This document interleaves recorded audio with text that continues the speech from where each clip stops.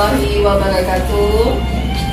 Selamat pagi, salam selalu sehat dan bahagia kita ya, karena itu adalah modal utama kita untuk mengeksekusi kesuksesan baik di dunia maupun untuk kita kehidupan kelak.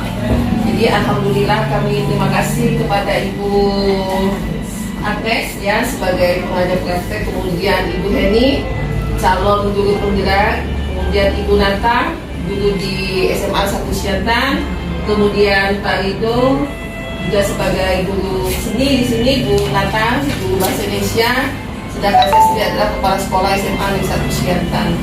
Alhamdulillah hari ini terima kasih Bu Agnes sudah datang ke sini untuk memonitoring, mengevaluasi calon guru kami di SMA 1 Siantan. Satu-satunya loh benar sini Bu, alhamdulillah bisa dulu saya pun bangga. Makanya untuk selanjutnya saya tetap memotivasi, mendorong untuk kawan-kawan lainnya untuk ikut dalam kegiatan CGP ini.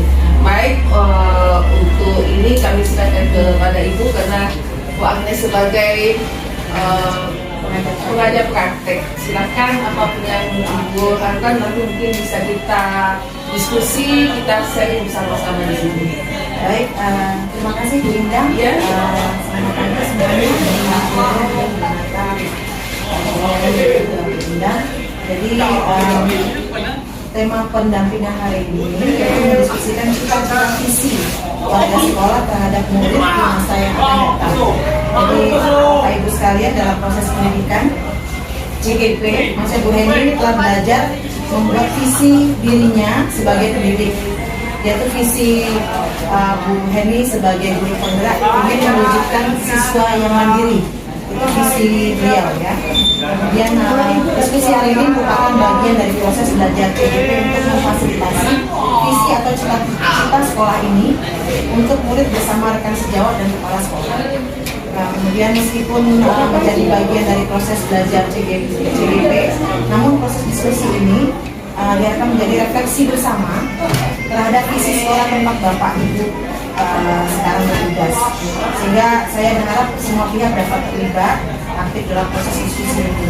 Kemudian mungkin Bu Heni nanti bisa langsung memimpin dalam diskusi selanjutnya ya, karena visi beliau sebagai guru penggerak itu mewujudkan siswa yang mandiri dan itu sesuai dengan profil belajar Pancasila juga. Jadi selanjutnya saya persilahkan kepada Bu Heni untuk memimpin diskusi berikutnya. Assalamualaikum kemudian Pak Rido sudah hadir untuk kita diskusi sedikit. Saya juga mau sharing tentang apa yang sudah saya peroleh ketika mengikuti program. Jadi saya bukan guru penggerak, saya masih calon masih belajar.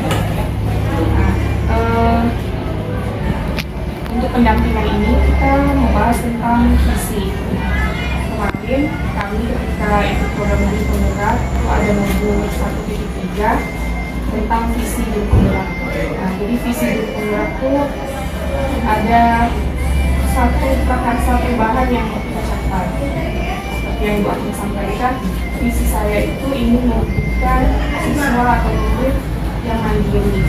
Dengan satu bahannya mandiri dalam arti mandiri ketika mengikuti kegiatan pembelajaran yang saya lakukan. Untuk mewujudkannya tentu banyak sekali pemantik atau apapun yang bisa mewujudkan anak menjadi mandiri. Saya sudah menerapkan, kemudian saya juga merasa sudah memperoleh sedikit hasilnya ketika saya pengen anak mandiri. Dengan apa yang saya berikan, anak menjadi mandiri. Selain itu juga ada visi sekolah.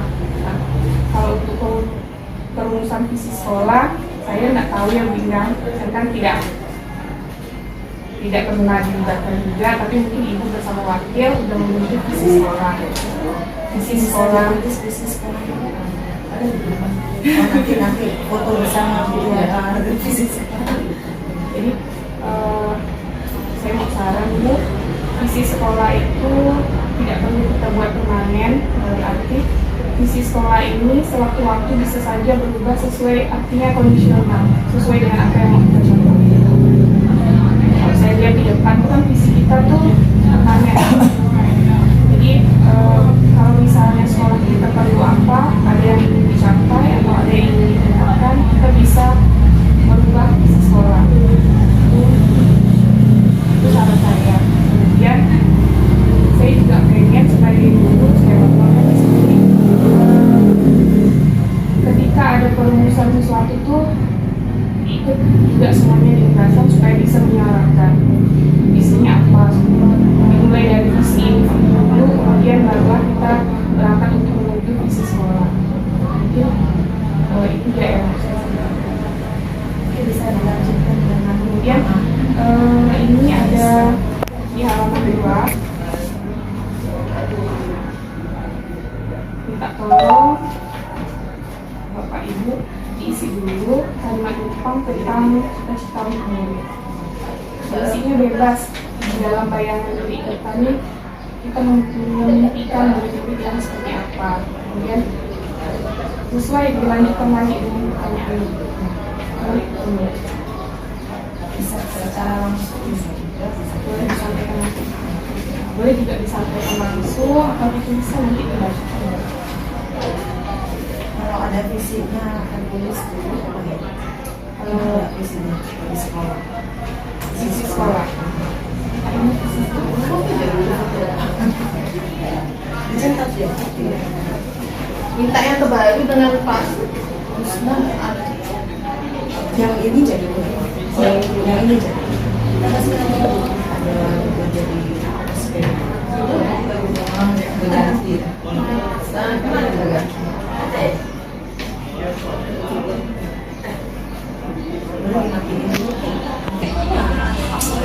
Terima kasih Bu Dewi sudah memberikan kesempatan kepada saya untuk bersama-sama belajar ya kepada calon guru penggerak.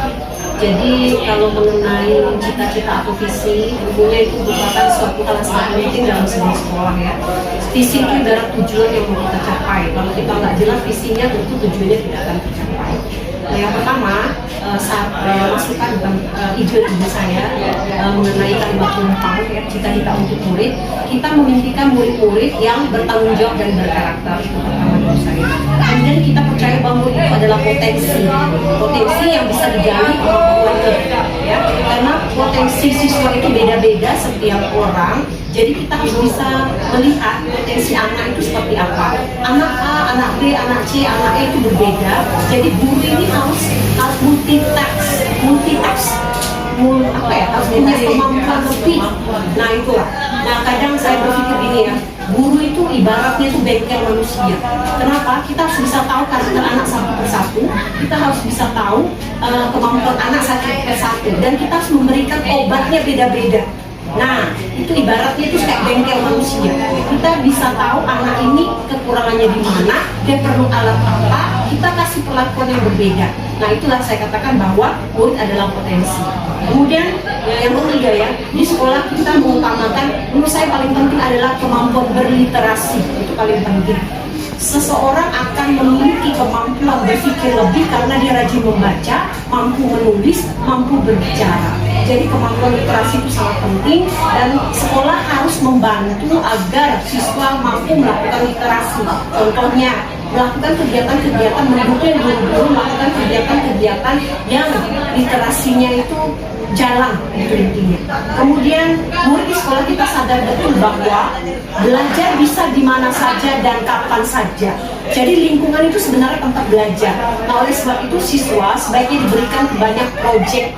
Proyek itu sangat penting. Kenapa? Dengan proyek itulah siswa belajar di mana saja dan kapan saja. Contoh, kita mengunjungi suatu tempat. Di situ anak belajar banyak hal. Bagaimana dia mencari data, bagaimana dia mengumpulkan data, dan bagaimana dia melaporkan hasil data yang diperoleh. Nah itu masuk ke model pembelajaran inquiry, kemudian scientific. Nah itu arahnya ke situ.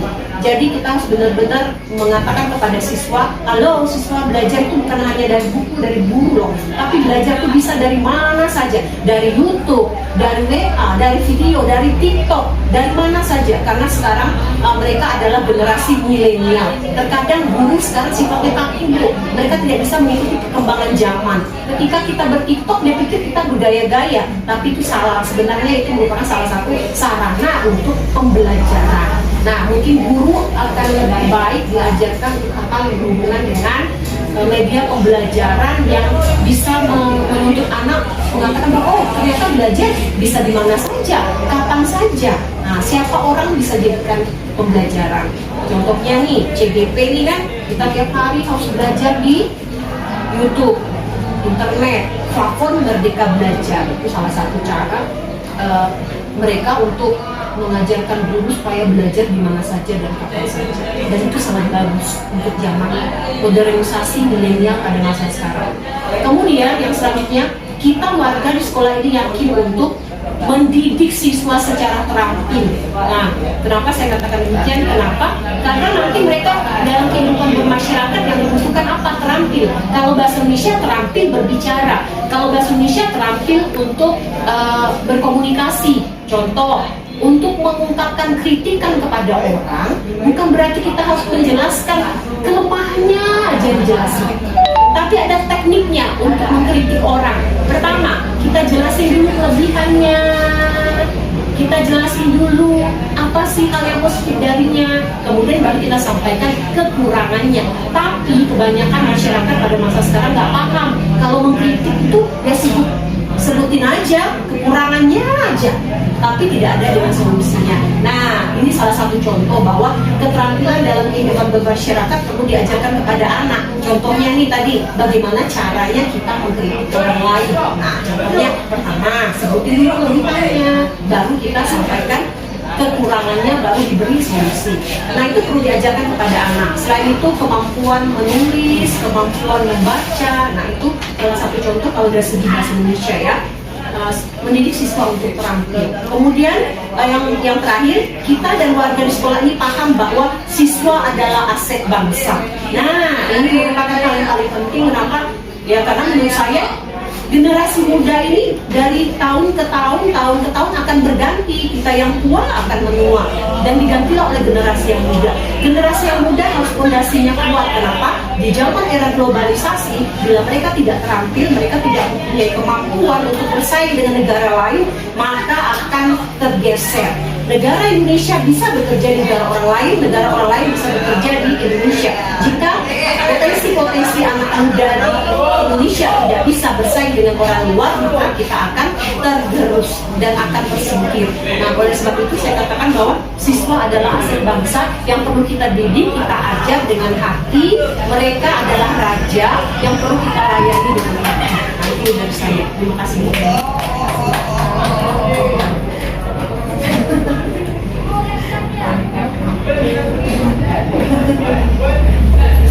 Baik, assalamualaikum warahmatullahi wabarakatuh. Terima kasih kepada Ibu dan Nah, kali ini saya akan menyampaikan kalimat tentang cita-cita untuk murid yang saya berikan. Jadi yang pertama itu kita memiliki murid-murid yang aktif dan berakhlak mulia. Jadi menurut saya itu kalau untuk murid yang paling utama adalah akhlaknya dulu. Karena kita sebagai pendidik bukan cuma kita mengajarkan, tapi kita juga membimbing anak bagaimana anak itu agar sampai ke akhlak yang mulia. Nah, kemudian ini kalau saya lihat dari sini, ini sangat berkesinambungan untuk selanjutnya. Kemudian kita percaya bahwa murid adalah penerus cita-cita bangsa. Nah, kalau bukan murid, siapa lagi gitu kan? Nah, kemudian di sekolah kita mengutamakan anak yang baik menurut saya. Nah, jadi kalau untuk di sekolah ini mengutamakan akhlak yang baik. Kalau memang bukan akhlak, nah nanti ada orang yang pintar tapi akhlaknya kemana-mana. Nah, tapi kalau akhlak yang baik, ada anak-anak yang akhlak yang baik. Nah, itu insya Allah pintarnya itu bisa kita capai. Nah, kemudian murid di sekolah kita sadar betul bahwa prestasi dapat diraih. Nah, itu yang tadi saya bilang. Kemudian selanjutnya kita warga di sekolah ini yakin untuk membentuk diri peserta didik. Selanjutnya, kita dan warga di sekolah ini paham bahwa kreativitas dan inovatif dapat meningkatkan kualitas sekolah. Mungkin itu dari saya. Terima kasih. Terima kasih. Kami hanya untuk menggambarkan tadi ada dikatakan dengan apa dari dan tadi ya, bahwa kita memimpikan murid-murid yang selain mandiri, berakhlak, juga dia mempunyai potensi yang sangat luar biasa, ya. Karena kita sesuai dengan kita baca bahwa anak itu walaupun dia siswa kita ini diberikan kebebasan, tapi dia juga mempunyai satu keterikatan untuk bahwa tidak kebablasan lah. Kita percaya bahwa murid adalah pribadi yang dapat kita pribadi yang unggul lah. Jadi unggul dalam hal tidak hanya di satu bidang, ya banyak bidang yang dikuasai oleh siswa, dan tentunya ini diperlukan adalah bidang-bidang dari sekolah, dan ini adalah bapak ibunya ya. Kemudian sekolah kita ini mengutamakan selain mengutamakan literasi yang sudah dipahami oleh diberikan oleh Yunata, kemudian tadi oleh Mbak Ibu juga ya. Ibu menambahkan ini bahwa salah satu selain akhlak, anak juga harus diberikan kejujuran. Dalam hal ini mempunyai kita berikan amanah dan harus bertanggung jawab ya, karena mereka di sekolah ini bertanggung jawab bukan hanya di sekolah, mereka juga punya mungkin hal-hal isi dari orang tua ya, orang tua mereka. Dan karena dalam hal ini tidak hanya sekolah saja yang di sini ada gurunya, kemudian siswanya, mungkin kita ada dalam hal ini lingkungan di luar sekolah. Dalam hal ini adalah orang tua, ini adalah masyarakat yang bisa menunjang prestasi untuk sekolah kita ini. Kemudian yang mungkin di sekolah kita sadar betul ya. Nah, di sini kami menanamkan disiplin. Ya, jadi di sekolah kita ini bahwa dengan satu kata saja saya bilang disiplin. Contoh kita bukan sebagai pimpinan, kalau sudah pimpinan tidak disiplin, tentulah semua jadi tidak disiplin. Tapi insya Allah ya, karena kita juga manusia Bu ya, tapi kita sudah membuat satu aturan betul. Kenapa? Kita punya aturan disiplin. Kita masuk jam 7, kemudian kita pulang jam 3. Inilah yang mengikat kita bahwa untuk disiplin itu sangat diperlukan untuk suatu proses meraih prestasi yang lebih baik lagi. Kemudian kita warga sekolah ini yakin itu apa? Bahwa setiap waktu kita itu mengalami suatu perubahan. Dalam hal ini perubahan itu tiap detik. Ya, makanya dengan adanya IT, dengan adanya pembelajaran yang pada saat ini memang berbeda. Jadi untuk membawa siswa atau anak-anak kita ini, kita tidak bisa seperti waktu kita di zamannya Bilang, di zamannya Bu Eni, Bu Nata atau begitu. Kita di zaman mereka ini, apa tadi dikatakan Bu Nata itu bahwa zaman sudah zaman milenial. Dan kita juga harus sebagai guru, sebagai kepala sekolah juga harus mengikuti, harus belajar. Mau tidak mau, kita harus belajar. Jangan sampai kita tidak tahu, anak diletup, kita menyalahkan siswa. Kita sistemnya begini, bahwa kita itu harus lebih tahu 1 menit sebelum siswa. Siswa itu kan hanya kalah dalam 1 malam saja. Kalau dulunya belajar ya kan, untuk mengajar untuk besok kan. Nah kemudian kita dan warga di sekolah ini paham ya bahwa siswa ini adalah generasi emas. Karena generasi emas itu kan tidak dilihat hanya dari satu aspek saja. Jadi banyak aspek yang harus kita sampaikan, yang harus kita gali. Di tempat SMA 1 Siantan ini yang kita katakan aset, kita punya 856 aset. Ya, karena kenapa Bina katakan 856? Karena itulah jumlah siswa kita, dan inilah yang harus kita bina betul. Yang dengan kata disiplin yang sudah kita bicarakan tadi semuanya itu untuk meningkatkan bahwa dari hal ini kita juga bisa meningkatkan semua, membawa kemajuan kepada siswa. Dan tidak hanya siswa saja kita tekankan, ya, untuk kawan-kawan nanti yang berniat, untuk kawan-kawan dulu kita diskusikan, karena untuk belajar ini kita tidak bisa tidak belajar. Ya, utamakan itu literasi ya Bu Nata ya. Jadi kita harus memang butuh banyak-banyak. Karena kalau kita tidak lihat saja sudah kalah. Mungkin ini yang bisa disampaikan, nanti kita diskusikan kembali.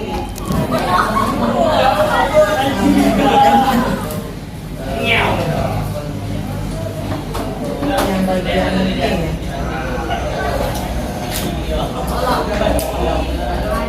Jagan deh seperti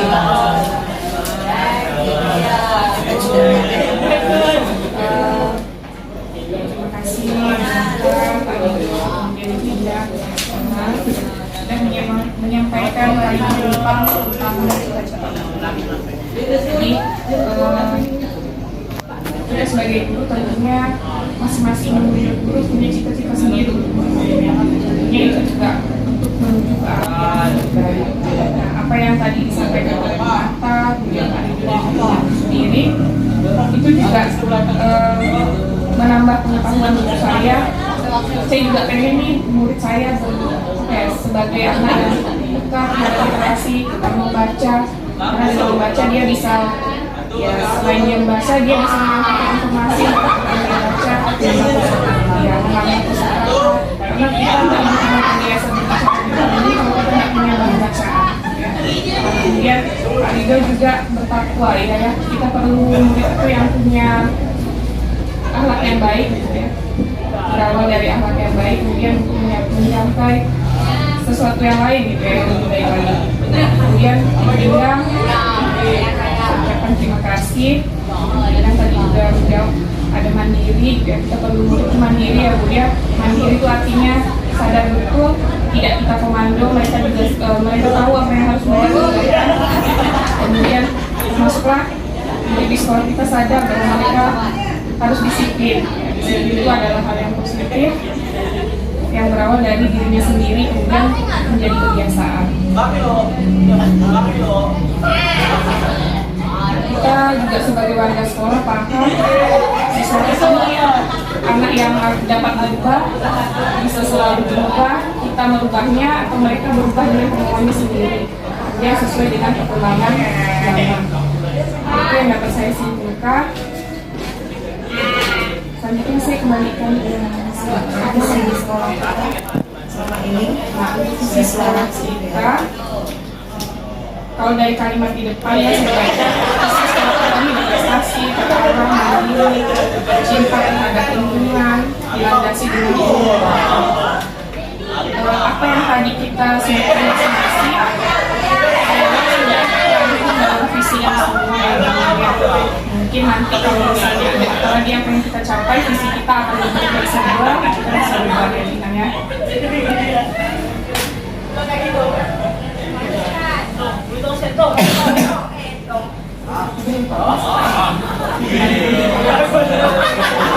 Saya rasakan dari disampaikan mungkin dari kalau misalnya tentang visi dari sekolah ini memang mungkin bisa dilakukan secara detailnya, misalnya kalau kita tadi kan visi sekolahnya berprestasi. Nah, prestasi ini apa sih yang mau dicapai? Apa prestasi misalnya di Indonesia, apa sih prestasi siswa kita maunya apa gitu kan? Nah, itu juga ya. Oh, seni. Nah, kira-kira kalau dari seni apa sih prestasi untuk siswa ini nanti ke depannya? Tujuan arahnya apa supaya anak seperti tadi Bu Nata bilang kan, mereka bilang tidak keterlaluan apa hasilnya yang mau ingin dicapai supaya bisa misalnya siswa di sini bisa tampil seni apa seni tari atau mungkin ada pentas seni yang bagus gitu ya, jadi bisa juga ditandingkan gitu. Kemudian bisa tentang terarah ini maksudnya apa gitu kan, apa sih ke bawahnya gitu kan. Kemudian ada mandiri, kemudian cinta terhadap lingkungannya seperti apa, itu yang ingin dirumuskan. Kalau memang ini sudah sudah sesuai, ini tidak ada perlu diubah, ya. Cuma ininya di bagian yang mau disesuaikan ya, dari apa? Yang poin E ya. Poin E.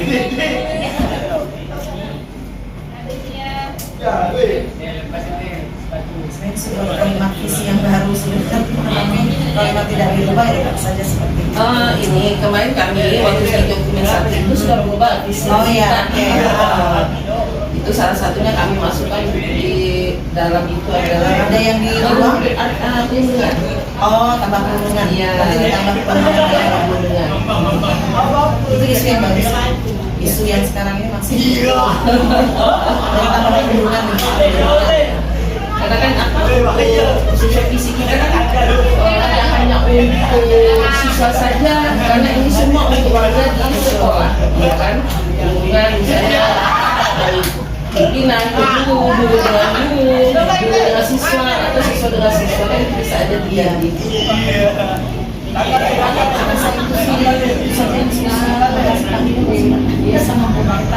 Maaf dan Kami juga terima kasih Bu, kami juga bersyukur ya kan dengan bimbingan bagus nanti mudah-mudahan jadi lebih baik. Bu Heni ini tidak C, maksudnya calon.